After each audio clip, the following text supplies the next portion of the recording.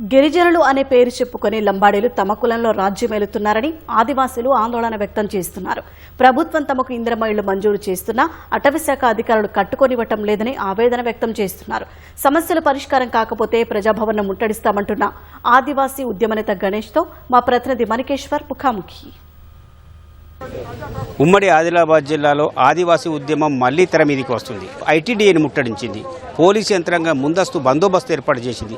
ఫలితంగా ఆందోళన ప్రశాంతంగా ముగిసింది.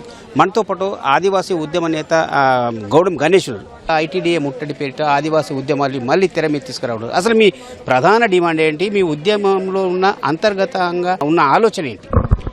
ముట్టడి చేయడానికి ప్రధాన కారణం, గత 2 నెలల కింద మేము ఇందిరా పార్కు ధర్నా చేపట్టడం జరిగింది. ఏవైతే ఈ డిమాండ్స్ ఉన్నాయో ఈ డిమాండ్స్ను పరిష్కరించాలి ఆగస్టు 9 వరకు, లేకపోతే తెలంగాణ రాష్ట్రంలో ఉన్నటువంటి అన్ని ఐటీడీలను ముట్టడిస్తామని చెప్పడం. తెలంగాణ రాష్ట్ర ప్రభుత్వం కానీ కేంద్ర ప్రభుత్వం స్పందించకపోవడంతో మేము ముట్టడి క్రమానికి పిలుపునివ్వడం, 17 నాడు ఏటునాగారం చేయడం జరిగింది. ఈరోజు 24 ఉట్నూరు, 31న భద్రాచలం చేయబోతున్నాం. కాబట్టి ఒకవేళ ఈ ముట్టడి కార్యక్రమాలు చేసినా పరిష్కరించకపోతే ప్రజాసేవ భవన్ని కూడా ముట్టడిస్తాం. మీరు అన్న డిమాండ్లలో ప్రధానమైన ఏంటి అంశాలు? ప్రధాన డిమాండు చట్టబద్ధత లేనటువంటి లంబాడాలను ఎస్సీ జాబితాను తొలగించాలి, దానికోసం కమిషన్ నియమించాలి. అదేవిధంగా సుప్రీంకోర్టులో కేసు వేసినటువంటి గిరిజనేతరులపైన చర్యలు తీసుకోవాలి. ఆదివాసీల పక్షాన తెలంగాణ రాష్ట్ర ప్రభుత్వమే సుప్రీంకోర్టులో writ petition, counter writ petition దాఖలు చేయాలి. తెలంగాణ రాష్ట్ర వ్యాప్తంగా 8 లక్షల ఎకరాల ఆదివాసులు సాగు చేసుకుంటున్నారో వాటికి 2006 అటవీకుల చట్టం ప్రకారం హక్కుపత్రాలు జారీ చేయాలి. 109 జీవో ఏదైతున్నదో షెడ్యూల్ ప్రాంతాల్లో 75% ఆదివాసీ నిరుద్యోగ యువత పోలీసు నియామకాలు చేపట్టాలి. అదేవిధంగా ఐటీడీఏల ద్వారా బ్యాక్లాగ్ పోస్టులు భర్తీ చేయాలి. ఏజెన్సీ ప్రాంతాల్లో స్పెషల్ డిఎస్సీ వేయాలి. అట్లా సాదా బైనామా 76 జీవోను వెంటనే రద్దు చేయాలి. ఎందుకంటే తెలంగాణ రాష్ట్ర ముఖ్యమంత్రి స్వయానా 2 సంవత్సరాలు అయింది, వాగ్దానం ఇచ్చి ఒక సమస్య పరిష్కారం కాలే. ఐటీడీఏ ఉట్నూరు ఐటీడీఏని ముట్టడించారు. అట్లాగే భద్రాచలం, మిగతా ఏటూరు నగరం, ఇవన్నీ జిల్లాల యూనిట్గా మీరు ఆందోళన కార్యక్రమం చేస్తారా, లేదా రాష్ట్ర స్థాయికి సంబంధించిన ఒక యూనిట్ తీసుకొని ఆందోళనకు శ్రీకారం చూస్తారా?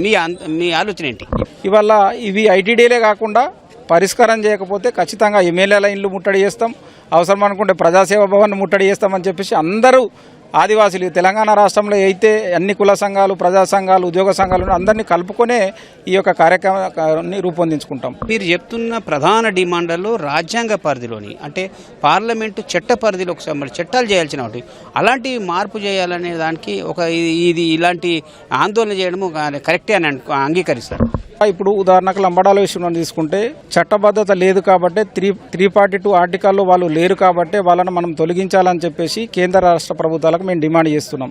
ఇవాళ లంబాడా సోదరులతో మా ఉద్యమం కాదు, కేంద్ర రాష్ట్ర ప్రభుత్వాలను మేము అడుగుతున్నాం. వీళ్ళు ఇల్లీగల్గా రాజ్యాంగ విరుద్ధంగా చట్ట విరుద్ధంగా వచ్చిండ్రు కాబట్టి వీళ్ళని ఎస్టీ జాబితాను తొలగించి మాకు న్యాయం చేయండి అని చెప్పేసి కేంద్ర రాష్ట్ర ప్రభుత్వాలకు మేము అడుగుతున్నాం.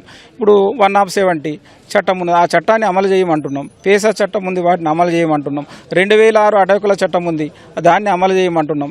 ఏవైతే పొందుపరిచినటువంటి చట్టాలు ఉన్నాయో వాటిని మేము ప్రజాస్వామ్యబద్ధంగా అడుగుతున్నాం, మీరు అమలు చేయండి అని చెప్పేసి. కాబట్టి అమలు చేయమన్నందుకు అడిగినందుకు కూడా ఇవాళ కేసులు పెడుతున్నారు. సరే, కేసులు పెట్టినా మేము ఎదుర్కోవడానికి సిద్ధంగానే ఉన్నాము.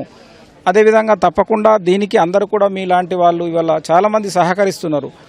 అంటే ఆదివాసులు చేస్తున్నటువంటి ఈ యొక్క పోరాటం అంటే చాలా న్యాయమైనది కాబట్టి ప్రజాస్వామ్యయుతంగా చేస్తున్నారు. న్యాయ పోరాటము, ప్రజా పోరాటము, రాజకీయ పోరాటాలు ఇవన్నిటిని కూడా కలుపుకొని మేము ఉద్యమం చేస్తున్నాం. కాబట్టి ఇవాళ మా ఉద్యమం ఈ వరకు కొనసాగుతున్నది. ఇది రాష్ట్ర అధ్యక్షుడు తుడుందెబ్బ గణేష్ అభిప్రాయం. అంటే పోరాటమే సమస్య పరిష్కారం ఏకైక మార్గం అనే మాట ఆయన నుంచి వస్తుంది. ఆదివాసీలు గొంతెమ్మ కోరట్లేదు, ఆదివాసీలు ఉన్న చోటనే అడవి సుభిక్షంగా ఉందని, దాన్ని కాపాడుకోవడమే తమ విధి విధానం అనే భావన ఆయన నుంచి వినిపిస్తుంది. కెమెరామెన్ కిరణ్తో మణి, ఈటీవీ న్యూస్, ఫోటో స్టూడియో.